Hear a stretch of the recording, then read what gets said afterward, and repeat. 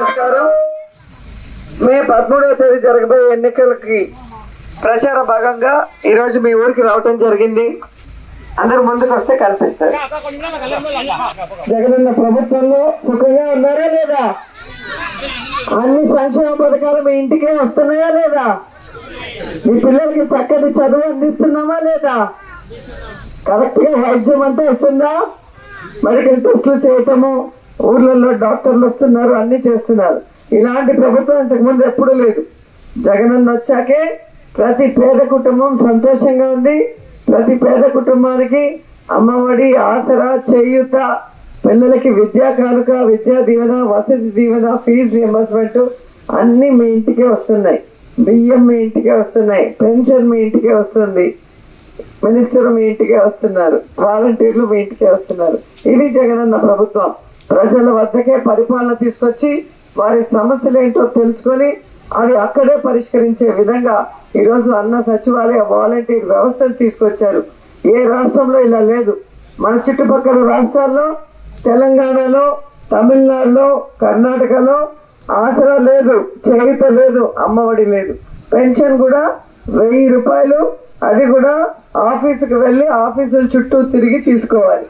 కాబట్టి మీకు మంచి చేసిన జగనన్నకి మీరంతా కూడా గట్టిగా సపోర్ట్ చేసి అందరూ కూడా ఫ్యాన్ గుర్తుకే ఓటేయాలి. ఒక్కొక్క మనిషికి 2 ఓట్లు ఉంటాయి. ఒకటి ఎమ్మెల్యేకి, ఒకటి ఎంపీకి. 2 ఏ గుర్తుకి? ఫ్యాన్ గుర్తుకు వేస్తే అందరం కూడా సంతోషంగా ఉండొచ్చు. మనం ఇప్పుడు ఇంట్లోకి వెళ్ళగానే ఏం చేస్తాం? ఫ్యాన్ స్విచ్ మీద వేలేసి నొక్కుతాం. ఎందుకు? చల్లటి గాలితో సుఖంగా ఉంటుందని. అలాగే పోలింగ్ బూత్ లోకి వెళ్ళగానే 3వ నంబర్లో ఆర్కే రోజా అని నా ఫోటో, ఓ పక్క ఫ్యాన్ ఉంటుంది. ఆ 3వ నంబర్ని నొక్కారనుకోండి, నేను 3వసారి ముచ్చటగా గెలుస్తాను. మీ అందరికీ కూడా సంక్షేమం, అభివృద్ధి మరింతగా చేసుకుంటూ మీకు సర్వీస్ చేసుకుంటూ మీతో పాటే ఉంటాను. మీ ఆడబిడ్డనైన నన్ను, మీ అన్నదమ్ముడైన జగనన్నని ఆశీర్వదించి ఫ్యాన్ గుర్తు వేసి అత్యధిక మెజారిటీతో గెలిపించాలని కూడా కోరుకుంటున్నాను. జై జగన్, జై జై జగన్. జగనన్న నాయకత్వం, జగనన్న నాయకత్వం. ఎన్నికలు అనగానే తెలుగుదేశం పార్టీ దొంగలు వస్తారు, స్టిక్కర్లు అతికిస్తారు, కానీ 5 ఏళ్ళు మీకు కనిపించరు. కాబట్టి గతంలో తెలుగుదేశం అధికారంలో ఉన్నప్పుడు మీకు ఏం జరిగింది? ఈ 5 ఏళ్లలో జగనన్న పరిపాలన ఎలా ఉందో ఒకసారి ఆలోచించుకోండి. ఇచ్చిన ప్రతి మాట నెరవేర్చుకున్నాడు. మిమ్మల్ని అంతా కూడా సొంత కుటుంబ సభ్యులుగా భావించి మీకు ఏమేమి మంచి. మే 13వ తేదీ జరగబోయే ఎన్నికల్లో ప్రచార భాగంగా ఈరోజు మీ గ్రామానికి రావటం జరుగుతుంది. ఈరోజు మీరు అందరూ గుర్తుపెట్టుకోవాల్సింది ఒకటే, జగన్మోహన్ రెడ్డి 3600 కిలోమీటర్ల పైగా ఎండలో, వర్షంలో, దుమ్ములో, ధూళిలో నడిచి మీ కష్టాలు తెలుసుకొని వాటిని దూరం చేయాలన్న చిత్తశుద్ధితో సచివాలయ వ్యవస్థను తీసుకొచ్చారు. 50 ఇళ్లకు ఒక వాలంటీర్ను పెట్టారు. మీ ఇంటి వద్దకే పరిపాలన తీసుకొచ్చి మీ కష్టాన్ని దూరం చేసే విధంగా మీరు ఏ వెల్ఫేర్ స్కీమ్ కి ఎలిజిబిలిటీ ఉందో మీ ఇంటి దగ్గర తెలుసుకొని గౌరవంగా మీ ఇంట్లో, మీ అకౌంట్ లోకే తీసుకొస్తున్నారు. మిమ్మల్ని గౌరవించే వ్యక్తిని గుర్తుపెట్టుకోవాలి. మీరు ఒక్కరే కాదు, ఎండల్లో మేము తిరుగుతున్నాం, మీ కష్టాలు దూరం చేస్తున్నాం, మీకు మంచి చేయాలన్న ఆలోచనతో పరుగులు తీస్తున్నాం. ఈరోజు స్కూల్స్ రెనోవేట్ చేశాం, మీ పిల్లలకి గౌరవంగా యూనిఫామ్ ఇచ్చాం, మంచి భోజనం పెడుతున్నాం, బుక్స్ ఇచ్చాం, కూర్చోవడానికి బెంచీలు, రాసుకోవడానికి డిజిటల్ బోర్డ్స్, గ్రీన్ బోర్డ్స్ ఇచ్చాం, ఇంగ్లీష్ మీడియం తీసుకొచ్చాం. అలాగే మీరు చూస్తే బైజూస్ కంటెంట్ తో ట్యాబ్స్ ఇచ్చాం. ఎందుకు? ఈరోజు టౌన్ లో చదువుకునే పిల్లలు చక్కగా చదువుకొని పేద పిల్లలు డల్ గా ఉండకూడదు, వాళ్ళు కూడా ఈరోజు టౌన్స్ లో ఉన్న కార్పొరేట్ స్కూల్స్ కి ధీటుగా ఉండాలి అని చెప్పి తీసుకురావడం జరిగింది. జగనన్న పిల్లలకి ఓట్లు లేదు అని చెప్పి ఏం చేయకుండా ఆపేలా మిగతా మినిస్టర్ సీఎంలు లాగా. పిల్లలు రేపటి మన భవిష్యత్తు. పిల్లలు చక్కగా చదువుకొని ఎదిగితే మన ఊరు బాగుంటుంది, మన రాష్ట్రం బాగుంటుంది, ముఖ్యంగా మన దేశం బాగుంటుందని ఈరోజు పిల్లల మీద 1000 కోట్లు ఖర్చు పెట్టడం జరిగింది. పిల్లవాడు స్కూల్ కి పంపిస్తే మీ కొడుకు చదువుకోవడానికి మీకు అమ్మఒడి ఇస్తున్నాడు.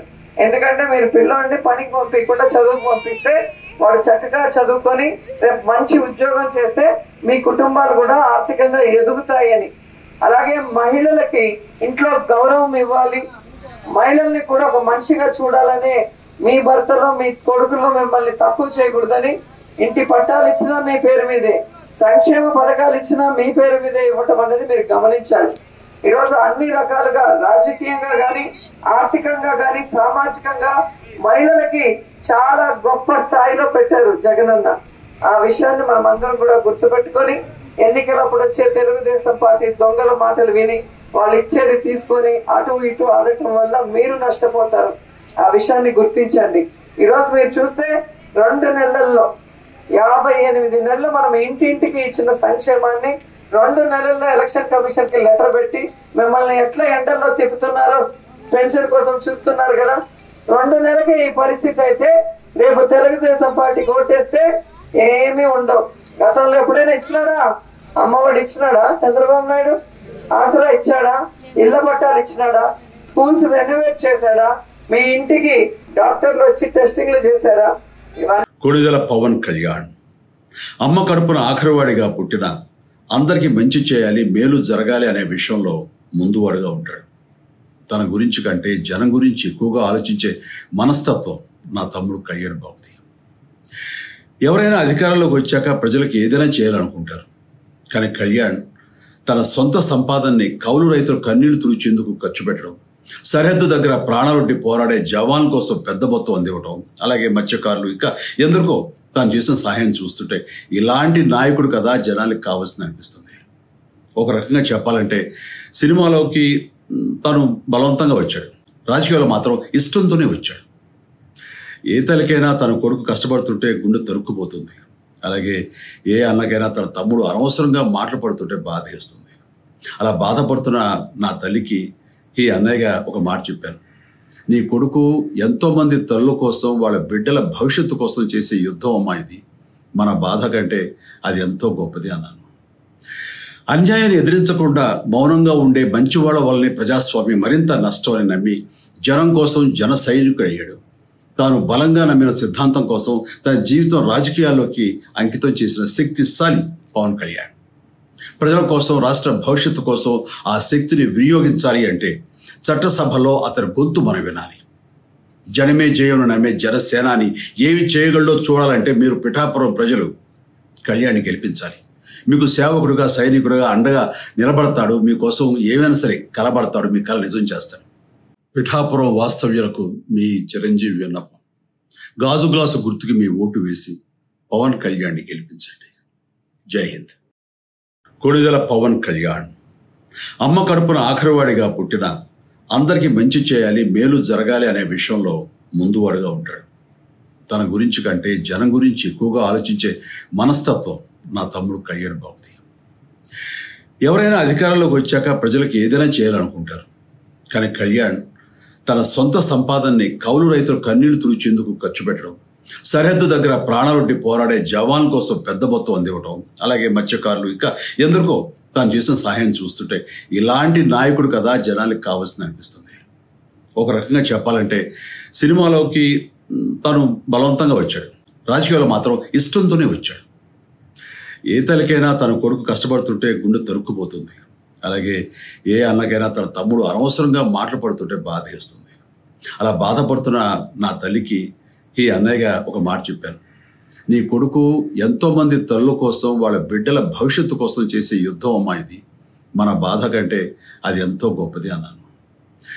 అన్యాయాన్ని ఎదిరించకుండా మౌనంగా ఉండే మంచివాళ్ళ వల్లనే ప్రజాస్వామ్యం మరింత నష్టం అని నమ్మి జనం కోసం జన సైనికుడయ్యాడు. తాను బలంగా నమ్మిన సిద్ధాంతం కోసం తన జీవితం రాజకీయాల్లోకి అంకితం చేసిన శక్తిశాలి పవన్ కళ్యాణ్. ప్రజల కోసం, రాష్ట్ర భవిష్యత్తు కోసం ఆ శక్తిని వినియోగించాలి అంటే చట్టసభలో అతని గొంతు మనం వినాలి. జనమే జయను నమ్మే జనసేనాని ఏమి చేయగలడో చూడాలంటే మీరు పిఠాపురం ప్రజలు కళ్యాణ్ని గెలిపించాలి. మీకు సేవకుడుగా, సైనికుడుగా అండగా నిలబడతాడు. మీకోసం ఏమైనా సరే కలబడతాడు. మీ కళ నిజం చేస్తాడు. పిఠాపురం వాస్తవ్యులకు మీ చిరంజీవి విన్నపం. గాజు గ్లాసు గుర్తుకి మీ ఓటు వేసి పవన్ కళ్యాణ్ని గెలిపించండి. జై హింద్.